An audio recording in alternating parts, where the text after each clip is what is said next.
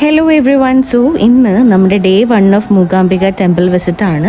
അപ്പോൾ നമ്മൾ രാവിലെ ഒരു 3 ഒക്കെ ആയപ്പോഴത്തേക്ക് അവിടെ എത്തിയിട്ടുണ്ടായിരുന്നു. 2:33 ഒക്കെ ആയപ്പോഴത്തേക്ക്. എന്നിട്ട് നമ്മളവിടെ ഒരു സ്റ്റേ എടുത്തിട്ടുണ്ടായിരുന്നു. അവിടുന്ന് നമ്മളൊരു ഏർലി മോർണിംഗ് എന്ന് പറയാൻ പറ്റില്ല, നമ്മൾ നന്നായിട്ട് റെസ്റ്റ് ചെയ്തതിന് ശേഷമാണ് ഇറങ്ങിയത്. ഓൾമോസ്റ്റ് എനിക്ക് തോന്നുന്നു ഒരു 8:30 ഒക്കെ ആയപ്പോഴത്തേക്ക് നമ്മൾ അമ്പലത്തിലേക്ക് പോകാനായിട്ട് ഇറങ്ങിയിട്ടുണ്ടായി. ആൻഡ് നമ്മൾ അമ്പലത്തിൽ കയറുന്നതിന് മുന്നേ ഒരു ചായ കുടിച്ചിട്ടുണ്ടായിരുന്നു. അതുപോലെ മോൾക്ക് ചെറുതായിട്ട് കഴിക്കാൻ വാങ്ങി കൊടുത്തിട്ടാണ് നമ്മൾ കയറിയത്. അപ്പോൾ നമ്മൾ ജസ്റ്റ് അമ്പലത്തിൻ്റെ ഫ്രണ്ടിൽ തന്നെയാണ് റൂമൊക്കെ കിട്ടിയിട്ടുണ്ടായിരുന്നത്. നമുക്ക് നോക്കിയാൽ തന്നെ അറിയാം, നേരെ ഫ്രണ്ടിൽ തന്നെ. അപ്പോൾ ഈ ഒരു പാലം കടന്ന് ചെല്ലുമ്പോഴത്തേക്ക് തന്നെ നമ്മുടെ അമ്പലത്തിൻ്റെ എൻട്രൻസ് വരും.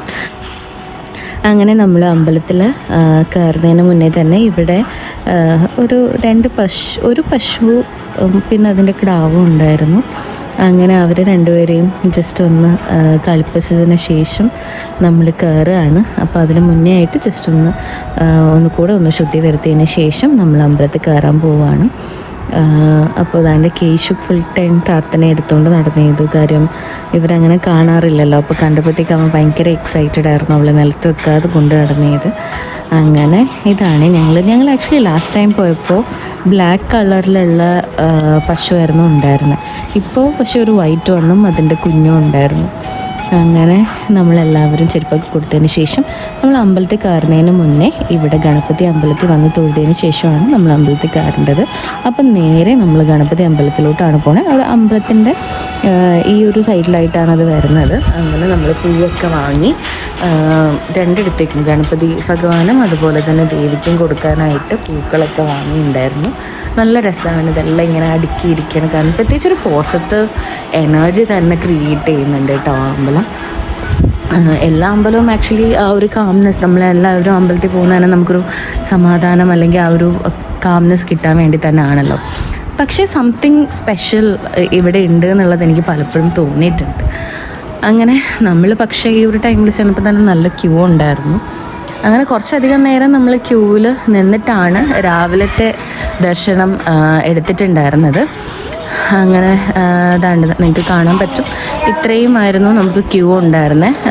നമ്മളെല്ലാവരും കുറേ ആക്റ്റീവായിട്ടിരുന്നു. പക്ഷെ കുറച്ച് കഴിഞ്ഞപ്പോഴത്തേക്ക് നല്ല ടയേർഡായി തുടങ്ങി. കാര്യം പൂജയ്ക്ക് വേണ്ടിയിട്ട് അടച്ചിട്ടുണ്ടായിരുന്നു. അപ്പോൾ ഞാൻ കഴിഞ്ഞ വീഡിയോയിൽ പറഞ്ഞ പോലെ തന്നെ നമ്മുടെ കർണാടകത്തിലെ ഉടുപ്പി ജില്ലയിൽ സ്ഥിതി ചെയ്യുന്ന കൊല്ലൂർ മൂകാംബിക ദേവി ക്ഷേത്രം നമ്മുടെ ദക്ഷിണേന്ത്യയിലെ ഏറ്റവും പ്രശസ്തമായ ക്ഷേത്രങ്ങളിൽ ഒന്ന് തന്നെയാണ്. കുടജാദ്രി മലനിരകളുടെയും അതുപോലെ തന്നെ സൗപർണിക നദിയുടെയും സാന്നിധ്യം ഈ സ്ഥലത്തെ കൂടുതൽ നമ്മൾ ദിവ്യമാക്കുകയാണ് ചെയ്യണം. പുരാണങ്ങൾ അനുസരിച്ച് കൗമാസുരൻ എന്ന അസുരൻ കടുത്ത തപസ് ചെയ്ത് മഹാശക്തികൾ നേടി. പിന്നീട് അവൻ ദേവന്മാരെയും മനുഷ്യരെയും ഉപദ്രവിക്കാൻ തുടങ്ങി. അസുരൻ വലിയൊരു വരം നേടാതിരിക്കാനായി ദേവി സരസ്വതി അവൻ്റെ വാക്ക് നഷ്ടപ്പെടുത്തി. അതിനുശേഷം അവൻ മൂകാസുരൻ എന്ന പേരിൽ അറിയപ്പെട്ടു.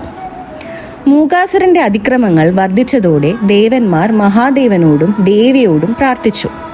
അപ്പോൾ മഹാകാളി, മഹാലക്ഷ്മി, മഹാസരസ്വതി എന്നീ ദേവീ ശക്തികൾ ഒന്നിച്ചു ചേർന്ന് മൂകാംബിക ദേവിയായി അവതരിച്ചു. ശേഷം ദേവി മൂകാസുരനുമായി ഭീകര യുദ്ധം നടത്തി അവനെ വധിച്ചു. മരിക്കുന്നതിന് മുന്നേ തന്നെ തൻ്റെ പേര് ദേവിയോടൊപ്പം എന്നേക്കുമായി ഓർമ്മിക്കപ്പെടണമെന്ന് മൂകാസുരൻ അഭ്യർത്ഥിച്ചു. അതിനാലാണ് ദേവി മൂകാംബിക എന്ന പേരിൽ പ്രസിദ്ധയായതെന്നാണ് വിശ്വാസം. ആദി ശങ്കരാചാര്യർക്കും ഈ ക്ഷേത്രവുമായി വലിയ ബന്ധമുണ്ട്. അദ്ദേഹം കുടജാദ്രിയിൽ ധ്യാനം ചെയ്ത് ദേവിയെ കേരളത്തിലേക്ക് കൊണ്ടുപോകാൻ ആഗ്രഹിച്ചു. ദേവി സമ്മതിച്ചെങ്കിലും യാത്രക്കിടെ തിരിഞ്ഞു നോക്കരുതെന്നുള്ള നിബന്ധന വെച്ചു. യാത്രക്കിടെ ദേവിയുടെ ചിലമ്പ് ശബ്ദം കേൾക്കാതെയായപ്പോൾ ശങ്കരാചാര്യർ തിരിഞ്ഞു നോക്കി.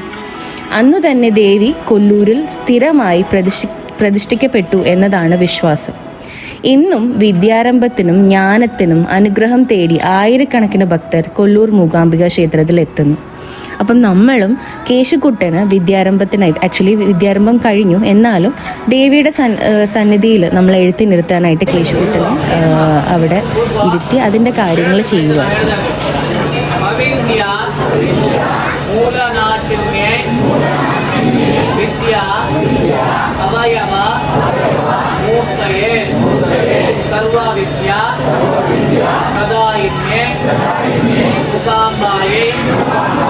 नमो नमः।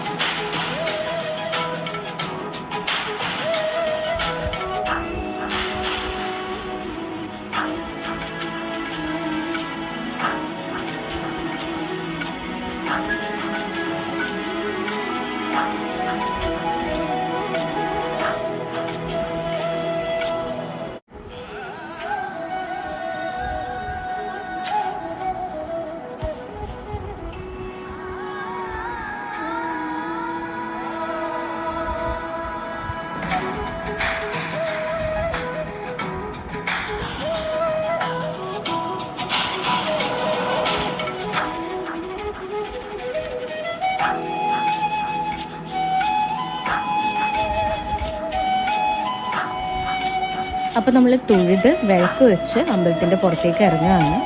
അങ്ങനെ നമ്മൾ അവിടെ സാരിയൊക്കെ വരുന്നത് ഒരു മോർണിംഗ് 8 ഒക്കെ ആകുമ്പോഴത്തേക്ക് വന്ന് ഡിസ്പ്ലേ ചെയ്യുമെന്നാണ് പറഞ്ഞത്.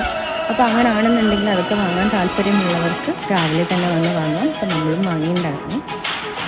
അങ്ങനെ അവിടെ പുറത്തിറങ്ങിയപ്പോൾ അവിടെ ഓരോ കുട്ടികളുടെ അരങ്ങേറ്റത്തിനായിട്ടുള്ള തയ്യാറെടുപ്പുകൾ കാര്യങ്ങളൊക്കെ നടക്കുന്നു. അപ്പോൾ നമ്മൾ അവിടെ ആഹാരം കഴിക്കാനായിട്ട് ആളുകൾ ക്യൂ നിൽക്കുന്നുണ്ടായിരുന്നു. അപ്പോൾ നമ്മൾ വിചാരിച്ചു വന്നാൽ അവിടെ നിന്ന് നമുക്ക് ദേവിയുടെ കുറച്ച് ആഹാരവും കൂടെ കഴിക്കാമെന്ന് വിചാരിച്ചിട്ട് നമ്മൾ ആഹാരം കൊടുക്കുന്ന സ്ഥലത്തേക്ക് പോവുകയാണ്.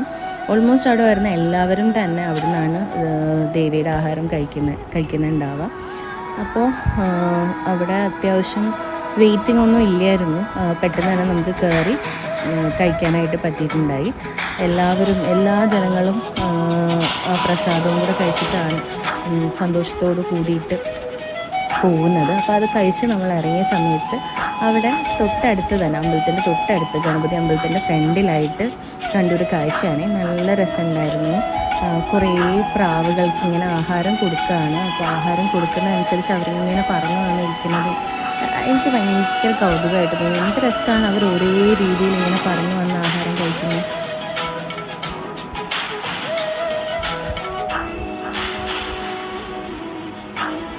അങ്ങനെ നമ്മൾ ഒരു നാരങ്ങ വെള്ളവും കൂടെ കുടിച്ചിട്ട് പയ്യെ റൂമിൽ പോയി റെസ്റ്റ് എടുക്കുകയാണ്. ഇനി വൈകുന്നേരത്തെ ഇതും കൂടെ നമുക്ക് തൊഴാനായിട്ടുണ്ട്. അപ്പോൾ ഇന്നത്തെ വ്ളോഗ് ഇത്രയേ ഉള്ളൂ. എല്ലാവർക്കും ഇഷ്ടപ്പെട്ടു എന്ന് കരുതുന്നു. Okay, by.